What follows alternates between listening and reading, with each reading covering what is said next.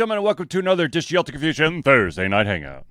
Yo! What's up, yo? What's up? What's up? Ladies and gentlemen, this, of course, am your host, Charlie, and I'm joined once again by the prolific counter himself, Zealeus.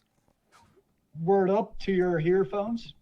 Ladies and gentlemen, this is the Thursday Night Hangout. It's a live show where we try our best to cover the topics most important to you during the show. If you have any topics, questions, or opinions, comments that you want to add to the show, all you got to do is drop it into the chat, be it on YouTube, Facebook, or Twitch. If we do unfortunately run out of time for your topic or question, we will add it to the very next show, which hopefully will not be as long as the break has been last time.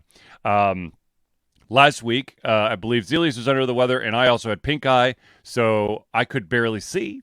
So that wasn't going to work. And then the week prior, we had a show. However, the audio was so janked up that we were unable to. I was unable to recover the show to make it interesting. I tried, but it no worky. You didn't want to reenact the voice for both of us? No. So we have a lot of stories to talk about here as a result. The first one that we are going to talk about, though, is something that happened at Gen Con, which happened, I guess, 2 weeks ago now. And that is that somebody made off with $300,000 worth of Magic the Gathering cards while at Gen Con. That's a hell of a swag bag. Yes, but here is the thing. So here is the kicker, and this is what really hurts my soul, is that it turns out that the culprits, plural, were individuals showing off their game at Gen Con and used their dolly to just wheel all of those Magic the Gathering cards out the door. I mean, if you think about conventions, though, I mean, we've all been there before and after hours. There's a lot of trust built in, honestly. Yep.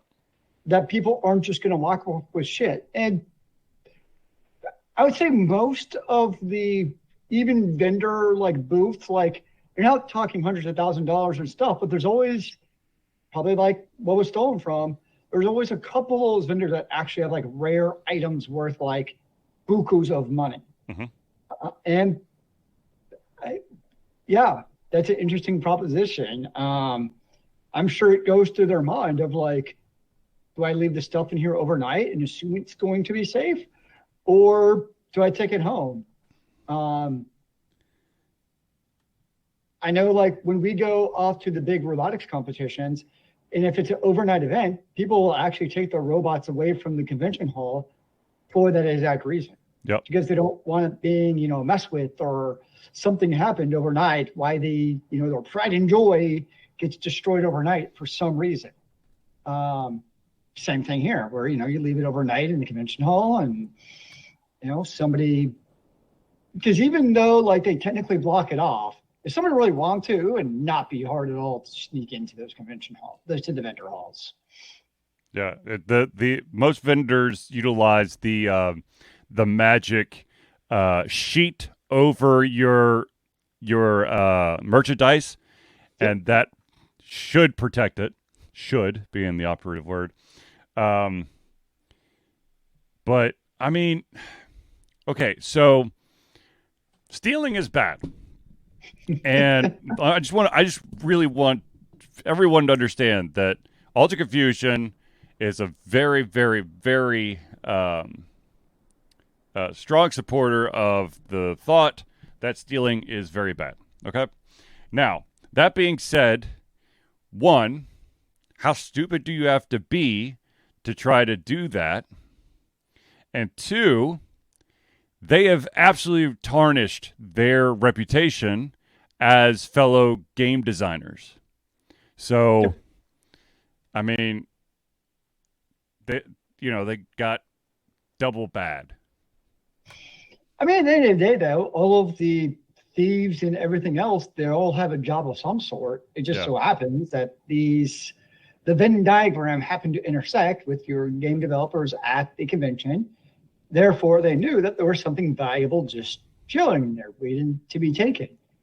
I mean, if you think about it, again, I would never actually propose this, but like take a dice vendor. How easy would it be just to walk off with dice and nobody would notice? Oh yeah. I mean, that's just an easy example because people are always playing with them and like nobody's going to notice one 20-sided die, disappearing out of a bed. And there's a lot of different vendors like that where there is a bit of good faith that, people aren't just going to walk off with your shit. Yep. And hopefully they don't because they shouldn't, because most of those, you're talking about these small and indie developers, like literally these convention vendors, that's their own money that they spent to purchase this stuff to then be able to turn around and sell it to you. So like if you steal from them, you're literally stealing from that person, maybe not behind the booth, but somewhere along the line. Yeah. So yeah, it's no bueno, not nice to do that at all. Well, I know for the times that we have a fan table, at MomoCon, we hide all of the stuff underneath the table. Yeah. When everything breaks down, we don't leave things out. Just because if someone were to try to take our stuff, it would, there's a lot more in needed to be done in order to get that stuff. So if security were to just accidentally stumble upon it, they'd be like, what the hell? You mean like putting a TV on a dolly? Yeah. Trying to leave with the TV in the middle of a convention. I mean, okay, well, let me ask you this. Yes. When you walked out with your hardware at the end of the day, has anybody actually stopped you? Be like, whoa, is that your TV, bro? Well, I mean, it's not like people are stopping people when they're leaving the vendor hall. The only place I've ever actually been checked is at the art. So at Dragon Con in one of the basements where they have the art exhibit, or they call it the art show, they do check you when you leave. That's the only at a convention of all the conventions I've been to, and that's only one tiny, hall of Dragon Con. Right. That's the only place I've ever actually been checked at any convention anywhere to verify that I'm not walking out with something that I shouldn't be. Right. Well, the other thing, most of those like art halls or art exhibits or whatever, those are some really expensive pieces. And there's a very good chance at least in a couple of conventions where I've gone into the art room where the artist might not actually be standing near their artwork. So it's a little bit easier to swipe some of the pieces. I mean, with how busy some of those vendor halls are, if you wanted to, it'd be easy to swipe pieces. Yeah. It's just the cold reality, especially because, if I'm talking to you as a vendor and I'm over here looking at your stuff, like you just can't be watching multiple things at once, especially if it's a larger booth. Right. Yeah. So the question I have for you, Zealeus, is since we're talking about conventions, are you ready for Dragon Con? Dragon Con! No, not even close. I still have a lot of work I have to do. So basically, I have my TARDIS staff I've been using for the last number of years, and I've attached LEDs to it with a double the size TARDIS on the top. The problem I'm having is I have to get the LEDs like up through the TARDIS that's on top of the staff head. And so I 3D designed my own like thing because you have to have it hold on to it's a PVC pipe is what the staff is. Gotcha. But it magically has to stay on there somehow. Yeah. Without, gravity taking hold. So just getting that all together has been a lot of prototyping and retrying over and over and over. I think everything is where it needs to be, and I can hopefully finish it this weekend because I have a lot of gluing I also have to do, which needs time to dry and cure. Gotcha. But yes, I'm actually staying in a hotel at the convention for the first time ever, so that should be entertaining. More partying, man. More partying. Can't you kids get off my lawn? I'm trying to sleep up here, damn it. Well, that too. Yeah, I don't think that's going to work or happen. Yeah, I mean, just even like we are talking about the vendor hall. I mean, it's, with how packed that vendor hall of Dragon Con is, like you would not notice if somebody just walked out with a bunch of random stuff because there's just people everywhere. Yeah. It's pretty nuts. Yeah, we'll see, because there's no cap at all this year either. In previous years, they've done like day caps and other things. And this year, it's just a free for all to go get your badge. Which scares the crap out of me. Yeah. And of course, you have the writer strike and the actor strike going on. So that's fun. Whereby, so like the actors are still coming. Yep. That hasn't changed. It's just a matter of what content will they actually be talking about. Because not all TV shows are technically under the Saga Guild. Like British shows are a good example where a lot of them actually aren't. Right. A lot of the internationals. Yeah, so it'll depend a lot on what panel you go to. But like, for instance, like if you go to, it's Frodo and Samwise will be there. Mm-hmm. And so they might be talking about vacation they took in New Zealand. Yeah. So, which could actually be more interesting, honestly, than a typical panel. Like you might actually hear, I think, more interesting stories about them as, people than you might otherwise actually hear. So that, in a way, could actually be kind of fascinating to hear some of those panels and what they have to say, versus, talking about the same scene in Lord of the Rings for the 800th time. Right. Well, you'll have to inform us when you come back from Dragon Con how everything went down. Indubitably. Now, something that happens at a lot of conventions is gaming tournaments. I know that MomoCon has quite a few of them, and there was a recent scandal that broke out at the Pokemon World Championships. Oh dear. It turns out that quite a few players utilize third-party applications to generate Pokemon with optimal stats for the Pokemon Video Game Championship, also known as Pokemon VGC. So there was like a huge wave of disqualifications because people wanted. Shouldn't that be for third-party clients that are not allowed? Yes. Well, no. Okay. The thing is, you have to.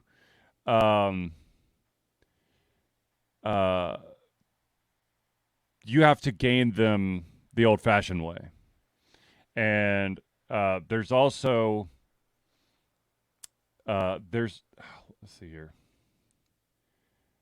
The thing that was really weird was the fact that it wasn't until the matches actually started or were almost through that the players were DQ'd. So as someone who has done gaming tournaments, if an individual's bringing in their own stuff, I would think that there would be some kind of vetting process. But but also knowing the amount of people who probably are competing in this thing, I guess I could see that not really registering on the radar until it's up on the big screen, and people are like, "Whoa, wait a minute, that's." I mean, that'd be really hard to vet. I mean, even like, remember back in the day, we had the TI calculators. I'm sure you had those teachers where when you started a test, you were supposed to wipe your calculator. Right. Well, you can modify your calculator to run a program where it looked like you wiped it, but you actually didn't. Yep. And I mean, that was 20 years ago with a very simple TI 83 calculator. I had an 82. 82, yeah, 82 or 83. Not a plus, just the boring old version. Yep. And I'm sure with the PC, it's pretty trivial to do the same thing. Yeah. So that's not surprising.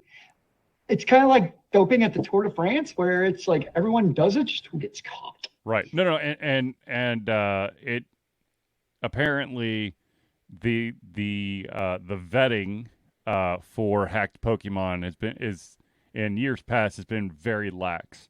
So there have been individuals who've won who've had an entire roster of hacked Pokemon. I mean, I say when it comes to that, if you're bringing your own hardware, Yeah. let people do whatever they can to win, because you know they're going to anyways. Yep. So at that point, just let the best hacker win. Screw it. True. I mean, it's either you got to like play it on a Nintendo, Switch, or whatever. So like, it's fair.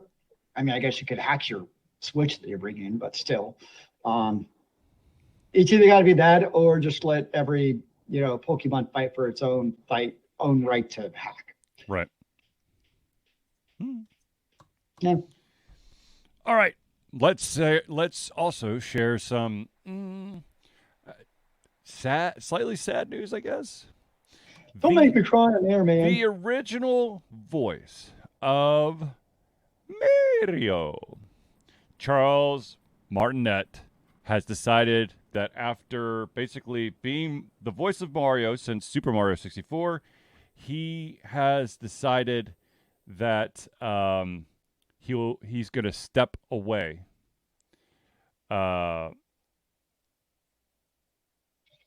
from being the voice of Mario.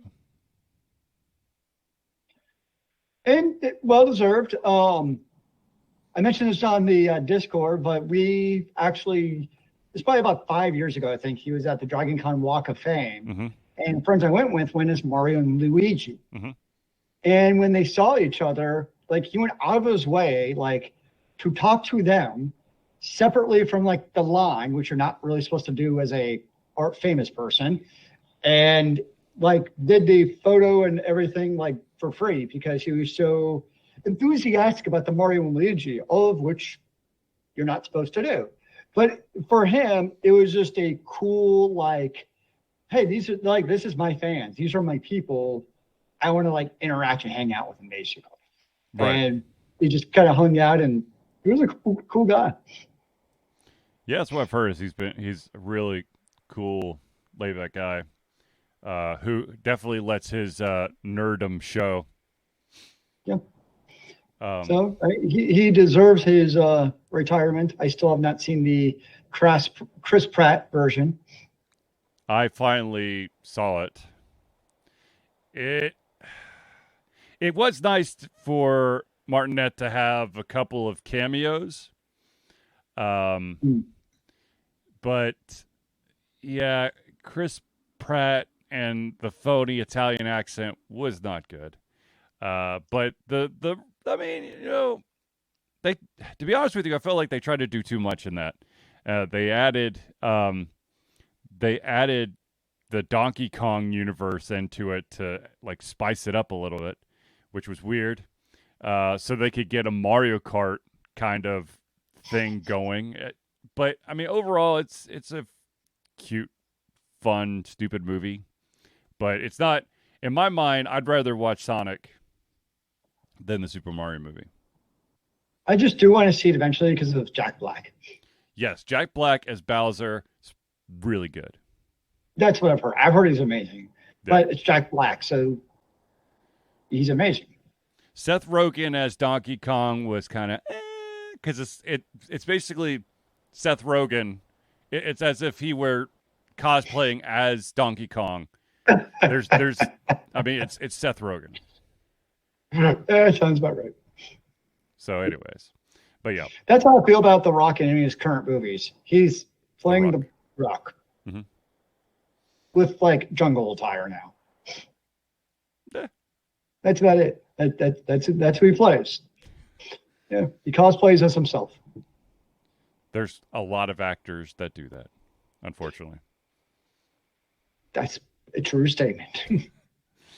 Anyways, another story. Let's talk about something that was just revealed very recently, and that is the PlayStation Portal.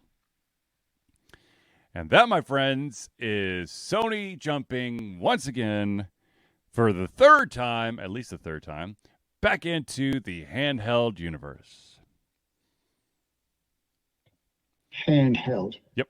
I believe if I read this right, the price tag is going to be $200, and it's going to be available end of the year. Is that right? Or is rumored That to sounds be? right. I think so. Yeah. Yeah. I mean, it's an interesting device, but it has a couple of fatal. Okay. Is this basically like the Vita 2.0? So I'll give you the. So here's my pluses for it. I'll start with that. All right, let's do it. It has the true PS5 DualSense controller, literally cut in half and attached to a screen. And the PS5 controller is awesome. So it has that, the true controller, and you're playing like actually on your PlayStation 5. So it's not like an emulated state or anything. It's not like your remote play up to the AWS server. You're actually playing on your PS5. So if you were like on the go and you want to play, it's also an 8-inch screen. So it's a pretty good sized screen. It's not like, it's going to be bigger than your phones. So it has that going for it, in my opinion. Yeah. That's it. That's the one plus. It is, because like the problems are so manyfold. It's $200, which you can get a bloody Switch Lite for $200, or you could go get yourself a Steam Deck used for $200 and still install Sony Remote Play and do the same damn thing. And have a Steam Deck at the same time. And like the other thing is, literally all it does is literally just remote play to your PS5. Like, I would have thought, honestly, that this would have been the perfect opportunity to be like, oh, hey, it does the, remote play to your PS5. That's cool. But, if you have a PS5 Plus subscription, which a lot of gamers have, then it also streams all those games, because like a lot of the back catalog and shit streams now. So, you don't even need to talk to your PS5 or whatever that case is. It just magically streams it and whatnot. Like, that would actually be kind of cool, honestly. Like, it's a bonus, not a bonus. It's an actual feature to add to the device. But it doesn't do any of that. And what really pisses me off is there's no Bluetooth. Meaning, apparently the only thing you can use for headphones is like the proprietary and only certain version of their, not DualSense, whatever like their proprietary audio for their headphones is. Like the only way you can wireless headphones. What the actual fuck? Like, I know it's Sony. I know they like to tie people into their own proprietary systems. I totally get it. And like on a hardware console, PlayStation 5, okay, it's dumb, but at least get it because it's your in-house hardware. But for a freaking mobile device, not to have Bluetooth so that you can play with what everyone has now is Bluetooth headphones. Oh my God, seriously. And I know why they're doing it, because they want people to buy their own stupid proprietary Sony headphones that nobody actually wants and nobody's going to actually buy. It's just stupid. Absolutely stupid. That's my rant. Understood. And like, I love the PS5 console. It's great. This is just dumb. Yeah. Well, to be honest with you, I mean, the PSP was cool. Okay, I'm gonna fully admit the PSP was cool, and being able to remote play poorly, but remote play PS1 and PS2 games through your PlayStation 3 onto your PSP was kind of fun. But that being said, then they had the disaster that is the PSP Go. Then they had the PS Vita, and now I don't understand. Like, go true handheld. The problem is, this isn't to counteract that, but to add on to that, you're already competing with the Switch and the Steam Deck, and now everyone else seems to come out with their own version of the handheld device at the same time. So now you have this ecosystem where, to your point, is like, if they're going to do a handheld device, you actually have to do a handheld device that can play devices beyond just on the go, like something. It's so like here's the thing: you can't take this out with you, can you? no. Well, that's yes and no. Yes, you can play over Wi-Fi elsewhere, but again, oh yeah, I'm going to go fly 10 hours to Europe. I'll just play my PS5 the entire time. Well, that'd be great if the Wi-Fi works on the plane. Yeah. Oh, and you can't play it during turbulence or when you're going up or down because they turn off Wi-Fi and all that shit. Oh, you have a daily commute on a train. Oh, it's great, except for trains go in and out of Wi-Fi because, mobile transit and stuff. So yes, you can. Like, hell, would have actually been useful if they put like a freaking LTE chip in there, and then you could, okay, you have to get your own extra Verizon subscription, like you can do it with your iPad, same thing. Right. But at least then you have an option to be able to like have a persistent connection outside of Wi-Fi. It's just like any possible feature. They just added no features, absolutely zero features. Like none. It has a headphone jack. That's it. Ooh. Like literally, that's the feature. Like, hey, Apple, we still kept the headphone jack. Kind of sounds like getting a brand new car that's got a tape deck. Yeah, it's just I have a very kind of peripherals like the PSVR 2 to me made sense. Like, I mean, we know VR is a fad and whatever, but at least from a pricing and hardware perspective, in the current hardware ecosystem, the PS5 VR2 at least makes logical gaming sense from a selling hardware perspective. Whether it's going to be successful and all that stuff, who knows? This makes, to me, in the overall scheme of the hardware ecosystem, like it's dead on arrival, honestly. Like, I just don't see the market for it. Yep. With none of those features, because like, oh, I can have a $200 device in my house to go play my PlayStation on my bathroom toilet. I don't know. It seems absolutely silly without any of the possible features, which, okay, maybe would have driven up the price, but really, like, with what it's competing against, I just don't see it. And I agree. I don't see it as well. Yeah. I mean, you can buy an Android tablet and slap on like some cool Razer, like, one of those built-in controller things for your little phone for like basically the same price. And guess what? That all has the Sony Remote Play. Oh, and it's actually an Android tablet, so you can do other shit on it. Extra functionality. Yeah.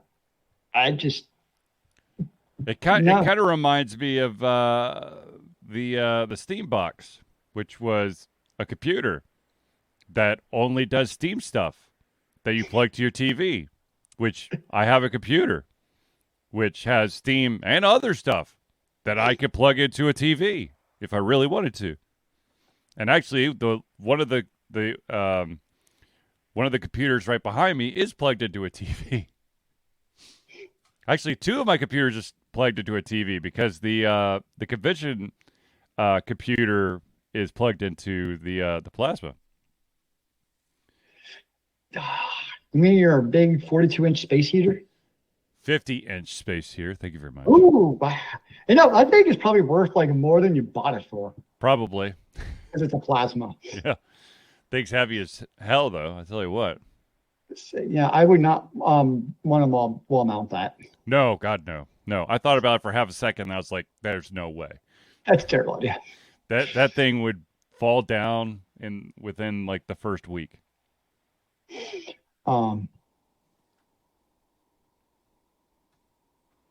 Yeah, I'm just trying to figure out the target audience, honestly, for this. I mean, there is, but it's going to be so bloody small where it just... No. It's super Sony fanboys that need the latest and greatest super shiny thing.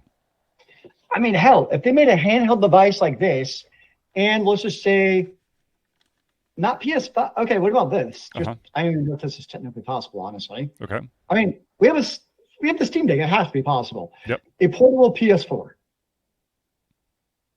Yeah. for, let's just say, $400. Okay. Yeah. Like, same exact form factor with the controllers and all that shit. It plays PS4 games natively. Oh, and it also does remote play back to your PS5 if you have one. Yeah. That to me would actually make sense for a couple $100 extra. That I think would actually have a market.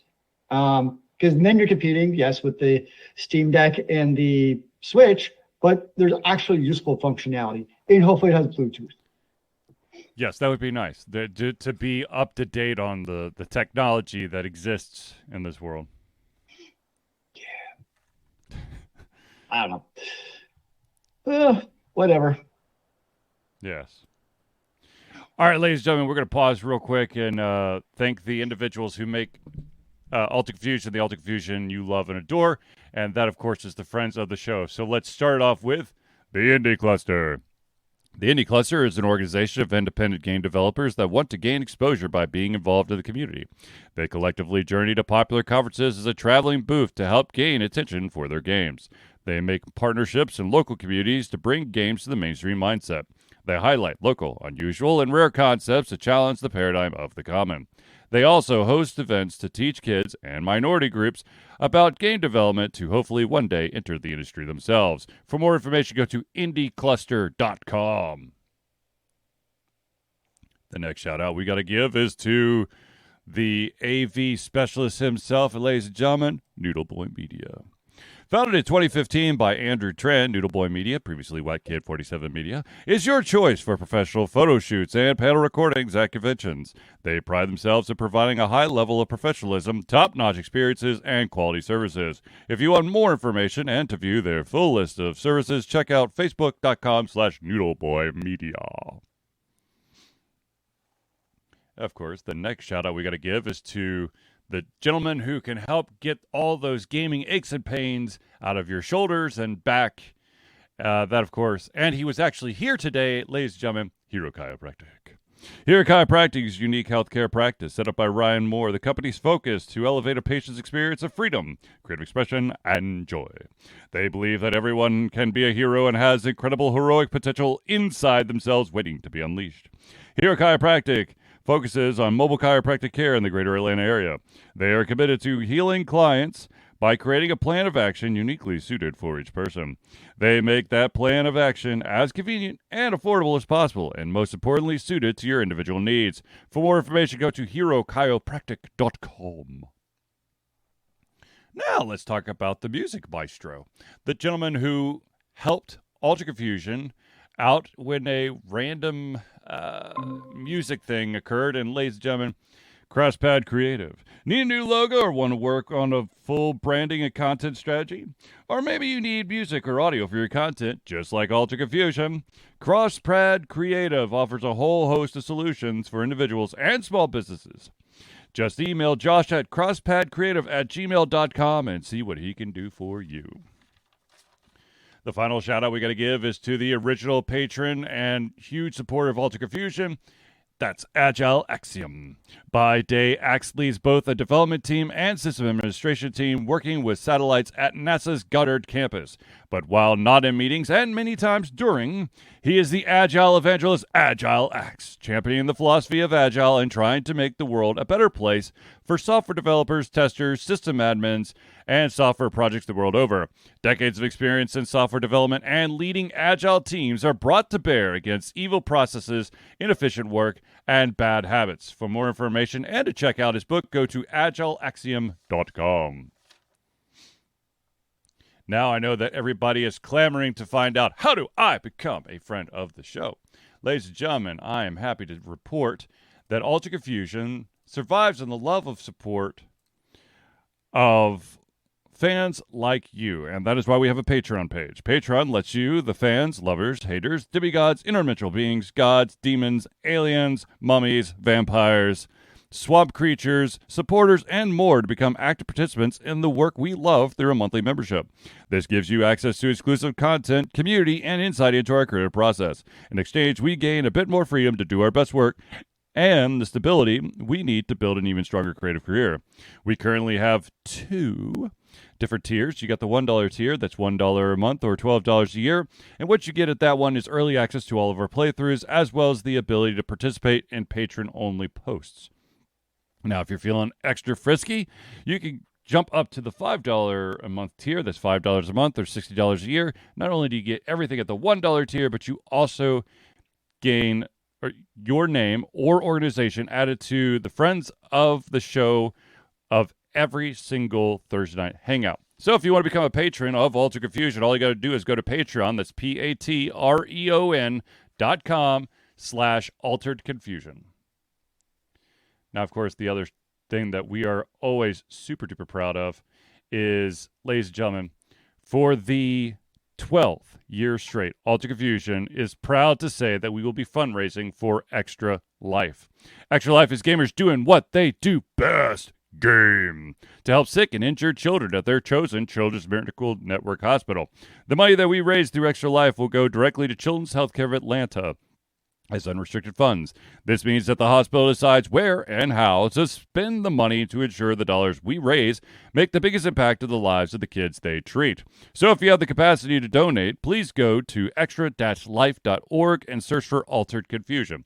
And I know that somehow this year, when you go to extra-life.org and search for Altered Confusion, it didn't pull anything up. I have fixed it, so now when you actually type in Altered Confusion, it actually pulls it up. So moo-ha-ha-ha-ha.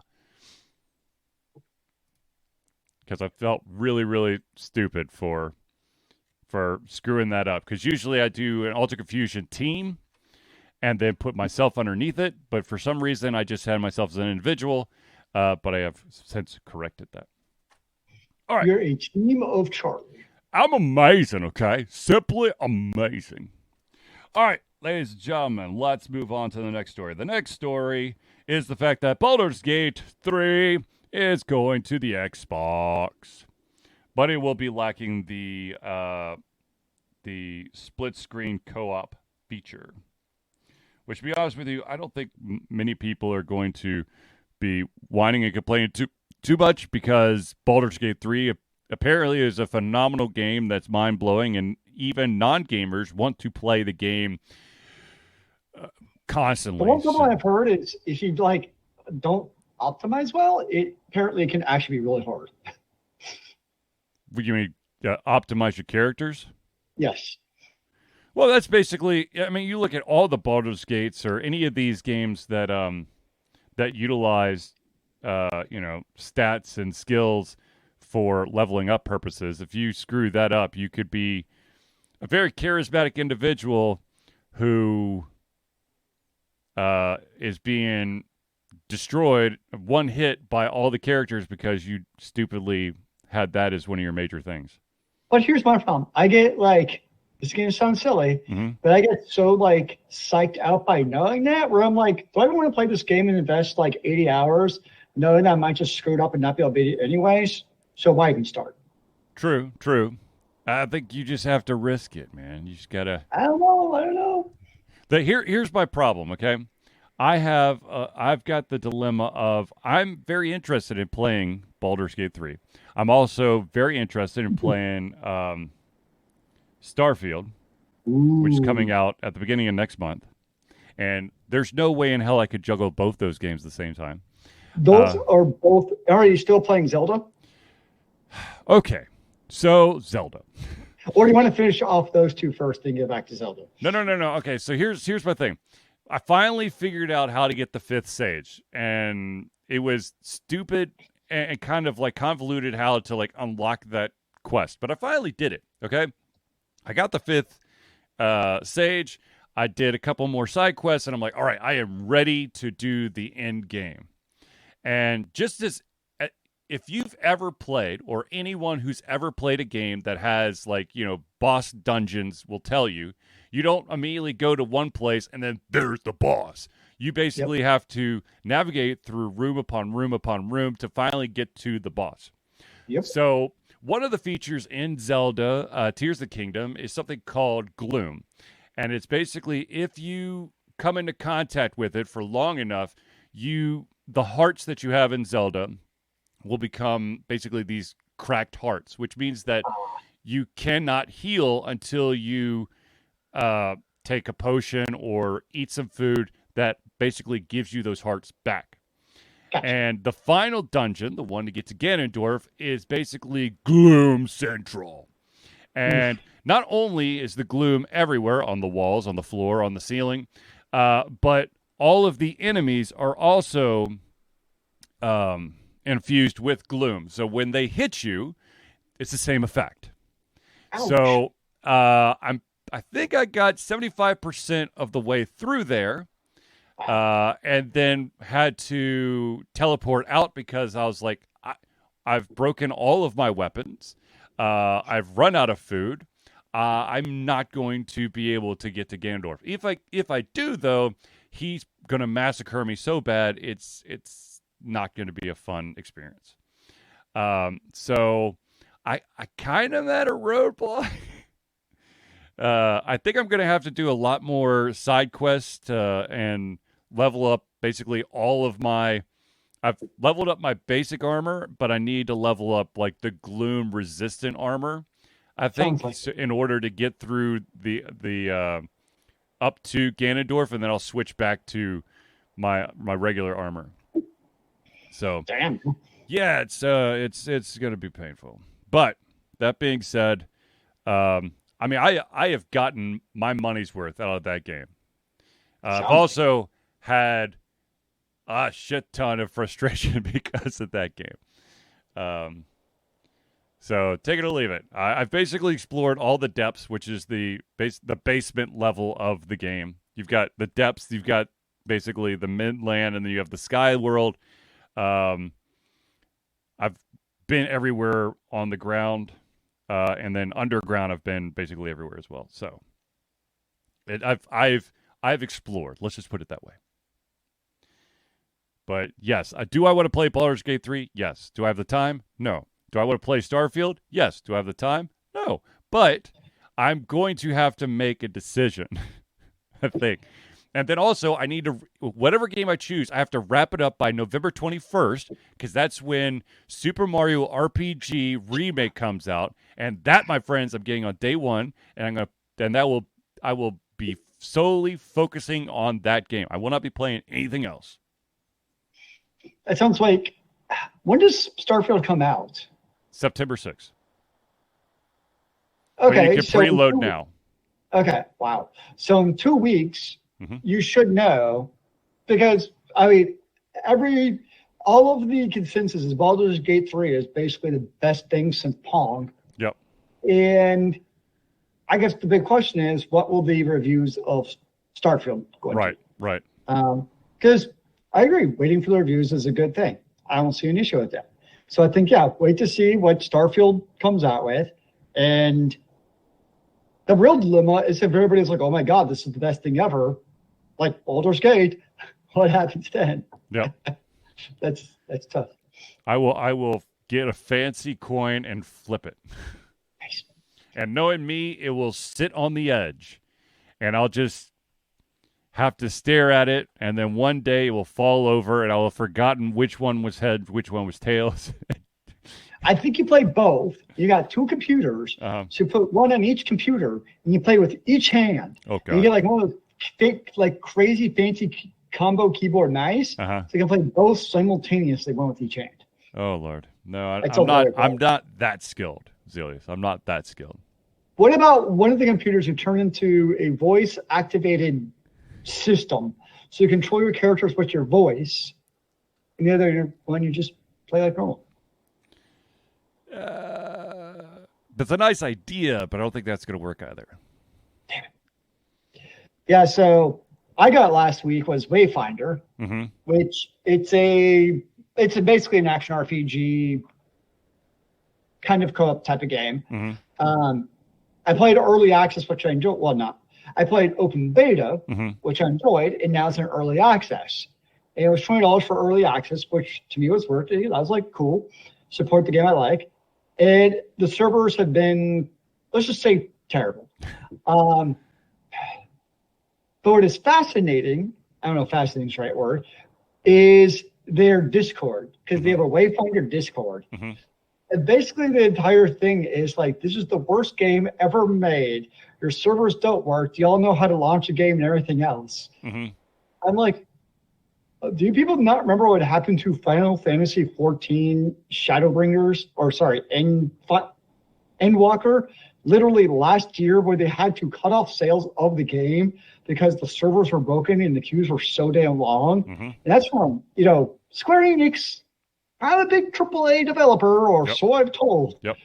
Or like any expansion for like war, like all these, like any perpetually online game tends to have these type of epic failures. So I'm like, I don't remember what the developer of this game, I don't remember what they're called. And I'm like, this is a small indie developer. Like they don't have like a whole queue of like network engineers and shit to fix it. So I'm like, patience, people. Like, good Lord. Like, you pay $20 for the game. I promise you, in 2 weeks they'll have this shit figured out. It'll be the same game.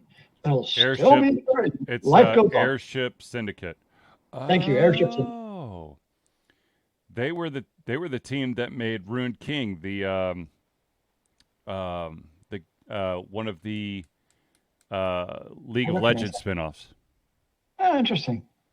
They also were they Battle Crashers too. Wow. It's a solid game. I'm enjoying it. When I can play it. Yeah. I mean, it is a fair criticism. Don't get me wrong, but it's like the way that the community, and this is just gaming community as a whole, I guess maybe people as a whole, like absolutely lose their damn mind. And it's like my entire weekend was ruined because I could not play this game. I'm like, your weekend was ruined because you could not play an early access game that literally like just dropped, then you got issues, bro. Yeah, agreed. Like, go outside and take a walk. So I know we talked about in the past where, online communities tend to be the main communities, like the one with the most populace, tend to be uber toxic. Right. It's just, and this is just a good example where like their Discord is just terrible. And I'm like, good gosh. It didn't help that like they released on Thursday and then you get into the weekend. So hopefully the developers got some sleep on the weekend, but of course it didn't work on the weekend. So it's just, yeah. So at some point I'll have more to say about the game, but from what I have played, it is a fun game. Well, there you go. Okay, so let's talk about another online game that had some, I guess, controversial news, and that is Apex Legends. It turns out that the #1 Apex Legend player got banned mid-match recently and has been accused of cheating. Now, he previously was a gamer exclusively on Xbox and constantly was accused of cheating, so he switched to the PC. And now guess what?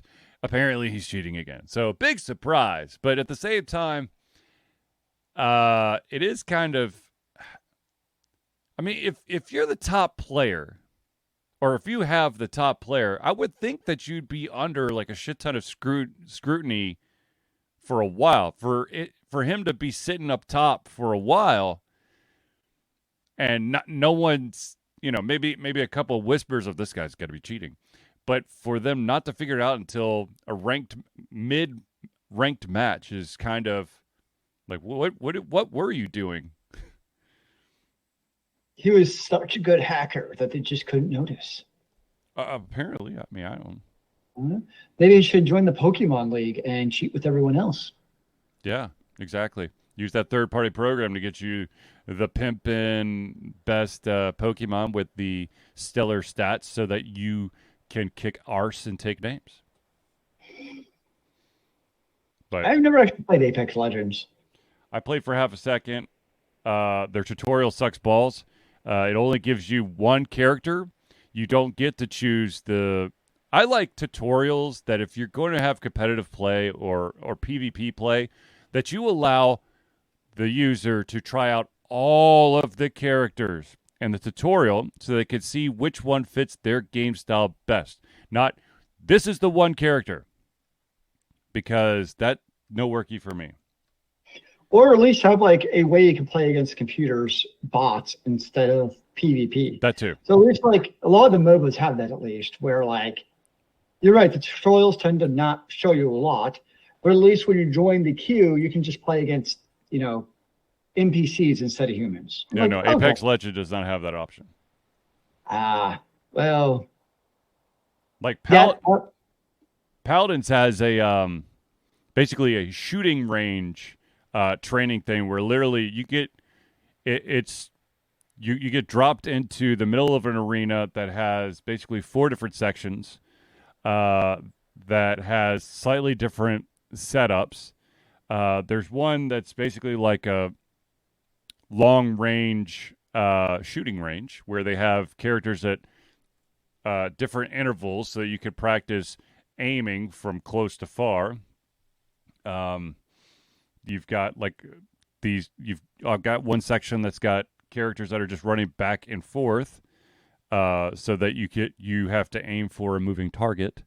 There's one where you've got to you got one character that you can heal, so you could kind of get that feel. I mean, they have a very nice shooting range tutorial.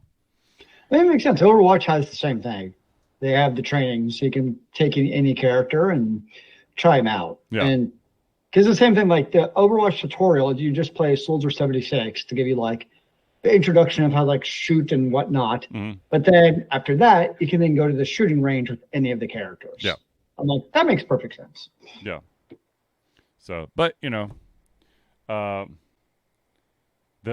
one thing that did come out of this ban is the fact that gamers are impressed that even if you're elite, you are not above the law, and you can get banned for doing bad things. But it makes you wonder, if he's cheating, how many of the top players are actually cheating also? True. I mean, are we about to experience one hell of a shakedown for the rankings of Apex Legends, or was he the only one who was cheating? I highly doubt it. I highly doubt that as well. If here's a fun little fact: if there's a cheater in a game, there are many other cheaters in that game. It's kind of like college football, where everyone's cheating. It's just who gets caught. Or they tap dance on that line so close that it could be cheating, but is it really? Because if you interpret this rule a certain way, you're fine. Well, it also depends on what feeling the NCAA has that day, too. That too. Like, what did they eat for breakfast is what will happen. Such as, you can sign an NIL deal, which is name, image, likeness deal. However, you cannot sell your autograph. What? Yeah. So That makes perfect sense, two income streams. One's legal, one's illegal. So there you go. All right. So I got one final question for Zealeus and myself, and it was asked to me, and so I'm gonna give it to Zealeus, and then I will answer it as well. And that is, in a perfect world or a perfect viewing experience, would you rather watch a director's cut of a movie, the extended cut of a movie, or the theatrical cut of the movie? What's the difference between the extended cut and the director's cut? I think the extended cut is basically, because of time constraints, they took these scenes out. The director's cut, I think, is more if the director had a different vision than what the test audience really liked, I think. Like, all the director's cuts I'm aware of, which I have not seen, are basically the Zack Snyder DCEU versions. Yes, there is a shit ton of Zack Snyder DCEU. And I don't know what's what, because I feel like there's like 4 of them for some movies now. It's like the Zack Snyder edition, the extended Zack Snyder edition, the director's version. I'm like, what? But above all else, I'll take the extended cut. Yeah. Because inevitably what the extended cut ends up taking out is like plot and story. Mm-hmm. And so like the best examples off the top of my head are the Lord of the Rings trilogies. I knew you're going there. Like, it's not actually Lord of the Rings if it's not actually 4 hours of Hobbits per movie. Of course. It can't be the theatrical version. Now, you know why they released it. Yep. They should have just had a bloody intermission, just released the extended version in theaters. And then another one I'll throw out there is Kingdom of Heaven. It's a movie about the Jerusalem Crusades with Orlando Bloom. Mm-hmm. And, like, it's one of those where, like, the director's cut adds in scenes that the theatrical release cut out, like, key, like, non-action and just, like, plot-only moments that bring some of the moments into the movie full circle. So, like, when you watch the theatrical version, you're like, that didn't make a whole lot of sense. And then you watch the watch the extended cut, you're like, oh, that's the scene that they left out that actually, like, was important to the story. And it seems like that's what's usually left out. Mm-hmm. And it's going to sound crazy.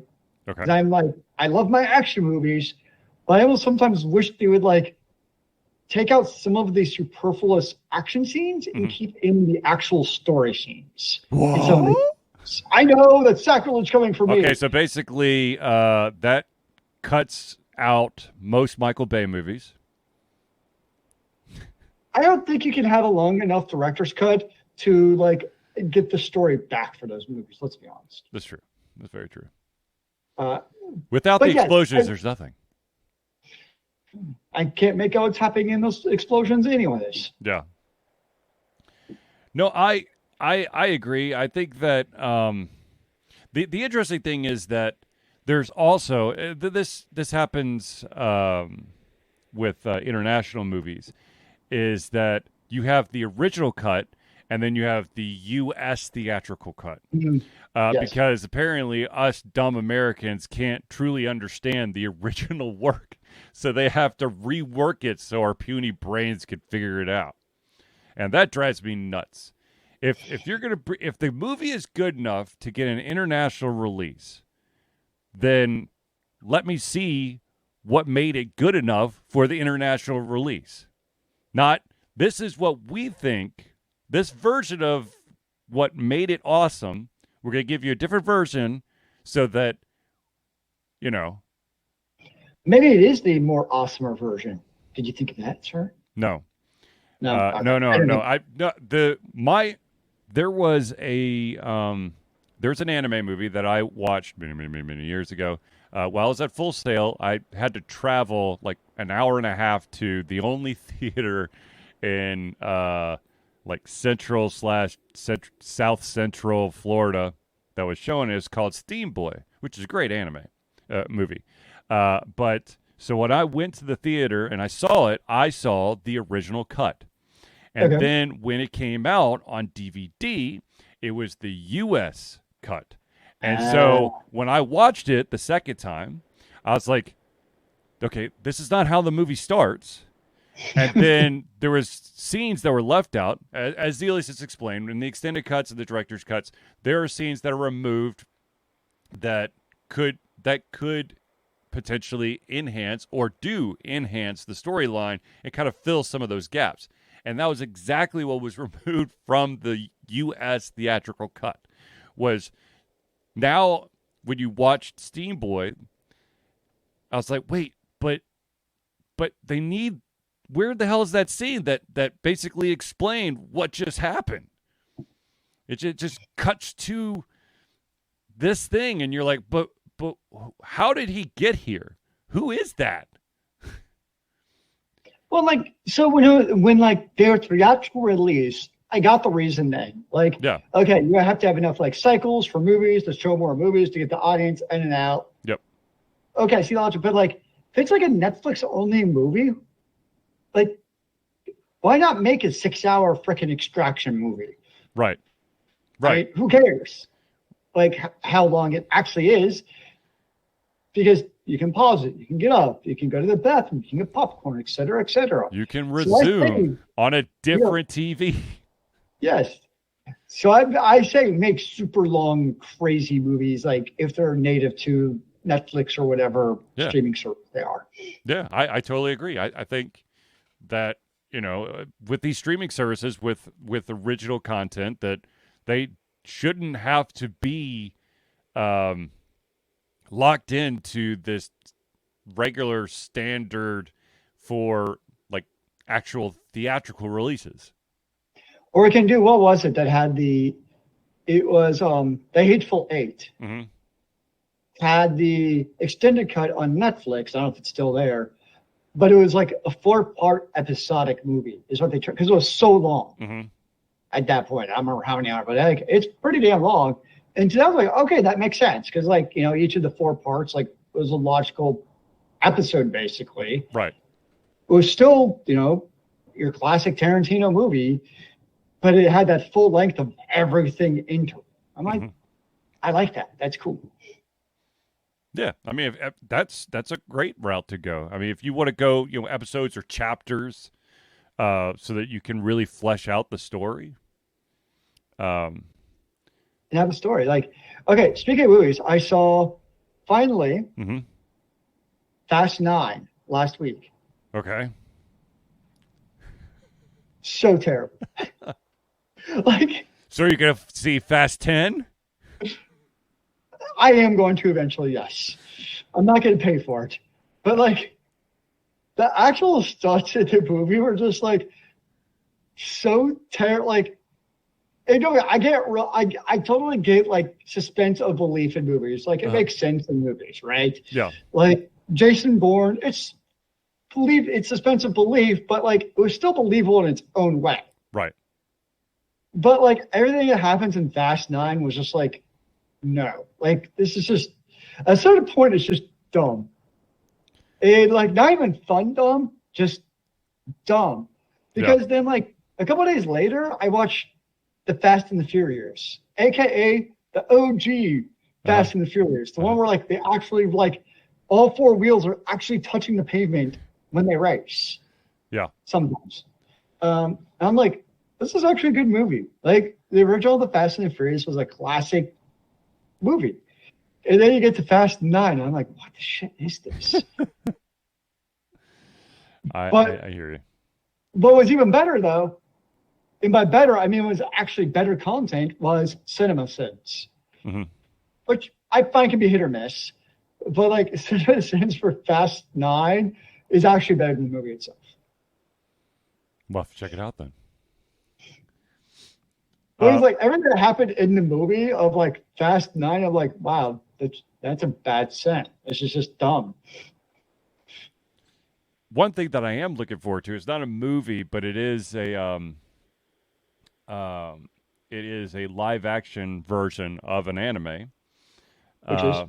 Which of course I've been burned once by the Cowboy Bebop live action, which, okay, here's the thing. If the formula works, don't fix it. Don't try to make it your own. Just, I understand you want to flesh out some characters, but don't go really weird. Everyone's blind and naked, making red medicine shit like they did for Cowboy Bebop.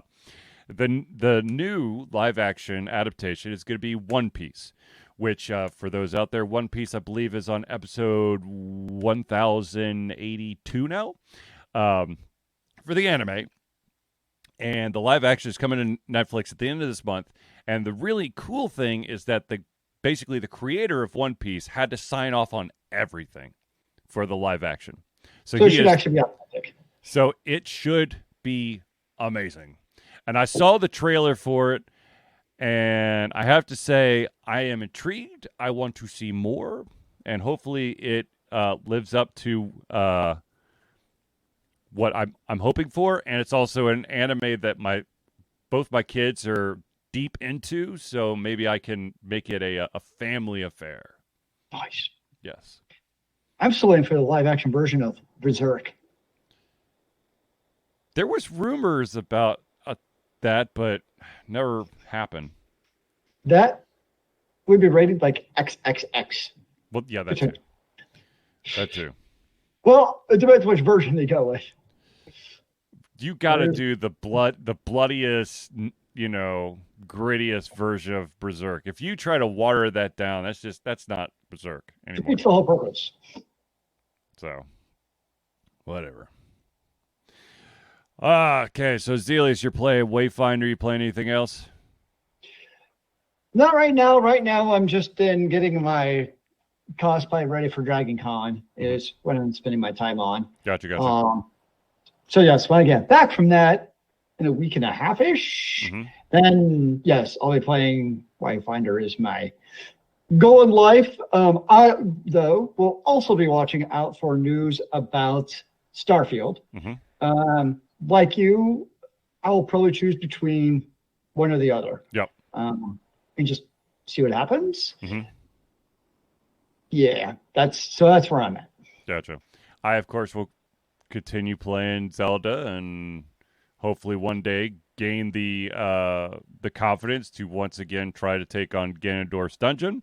So are you at the point in the game where you would go like online to be like, what do I need to do to beat him or to make it through the dungeon? Or are you just doing it all on your own? No, I'm doing it all on my own. The only time that I actually used the interactive map because I was trying to find a specific area that's labeled on the map, but the map is so huge that I kept scrolling over it without catching it. And so I just went to the interactive map, typed in the thing, and it was like, it's right there. I'm like, you son of a bitch. But other than that, I've been flying solo the entire time. So it's been tough. One thing I did find interesting about Wayfinder, when you play it, so some things are not incredibly obvious when you start it. Like I'm an alcoholic, right? So when I play, especially like action RPG games, I like to try like each character for like a level or two to be like, what kind of combat style do I like? Right. So when you start Wayfinder, it's like, hey, you start this character, you're going to be with it for a while. I'm like, are you really? Or is there a way to like restart or something? Nope, you're with that character for a bit. I'm like, oh, I want to try a different character. What is kind of cool is as you play, you start to learn that, hey, you can eventually get the shards, whatever they are, to change classes for that character. And what I also like is there's 4 weapon types. Any of the classes can use any of the 4 different weapon types. So like I started out as like the rogue, and like you can use basically the berserker big 2-handed axe, or you can use the ranged weapon. So you can buy these different weapons to really tailor that class to your liking, which I think is pretty cool personally. Sweet. I like it. I always prefer it where they take the route, and some MMOs like Final Fantasy 14 does this, where like you can have one character to basically do all the different classes and weapons however you want. You can swap and change in and out instead of having like 8 alts to then swap between those characters. So anytime a game does it where you can kind of have that one character to do everything, I prefer that from a what's what I'm looking for? Like feeling involved in the game. And I just prefer it that way. Always have. Rock on. All right, ladies and gentlemen, I believe we've reached the end of our show. Apologies for the late start, but outside forces decided that we needed to do a late start. So, with that being said, ladies and gentlemen, I want to thank everyone for tuning into the Ultra Confusion Thursday Hangout. For myself, Charlie, and Zealeus, it's been a pleasure giving everything come our heads, our mouths, and of course, our hearts. I will be back next Thursday. Zealeus will be at Dragon Con. I will try to get a guest host. But until then, ladies and gentlemen, thank you and good night. Remember, kids, keep on gaming in the free world. Amen to that, brother.